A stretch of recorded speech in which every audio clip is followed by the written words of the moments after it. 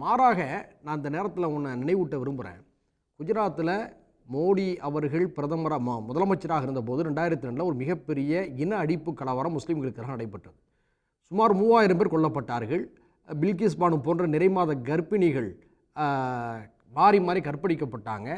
6 மாத குழந்தையை வயிற்றில் சுமந்து கொண்டிருந்த ஒரு முஸ்லீம் பெண் முஸ்லீம் என்பதற்காக வயிற்றிலே திரிசூலத்தால் குத்தப்பட்டு கரு சிசு வெளியெடுத்து வீசப்பட்ட கொடூரங்களை நானெல்லாம் மனித உரிமை அமைப்புகள் பதிவு செய்து நீதிமன்றத்தில் கொடுத்திருக்கின்றன. எவ்வளவு பெரிய அநீதி, எவ்வளவு பெரிய அராஜகம்.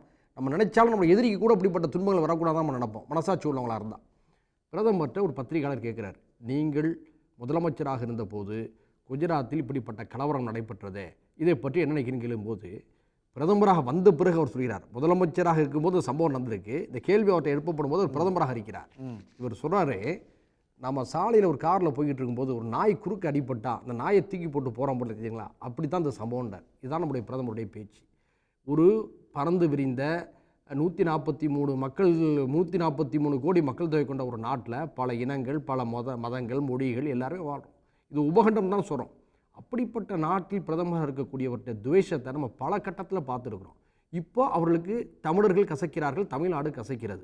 வெளியில் என்ன செய்கிறாங்க, நாங்கள் தமிழுக்கு நாங்கள் வாதாடுறோம், தமிழர்களுக்கு முன்னுரிமை கொடுத்து பேசுகிறோம். அந்த அடிக்கடி எதுவும் ஒரு ரேடியோவில் அவர் பேசுகிறதா சொல்கிறாங்க. ரேடியோ காலெல்லாம் போய் நம்மளாம் திறன் பேசி கொண்டோம் தமிழ்நாட்டில். இன்னும் ரேடியோவில் அவர் பேசிக்கிட்டு இருக்கார். அதாவது அவர் பேசுகிறதே எல்லாரும் கேட்கணும், எந்த நிருபர்களும் அவர்கிட்ட பேட்டி எடுக்கக்கூடாது. அப்போ அதில் என்ன சொல்கிறாரு, தமிழர்களை உயர்த்தி பேசுகிறதா உடனே செய்திகளில் வருது.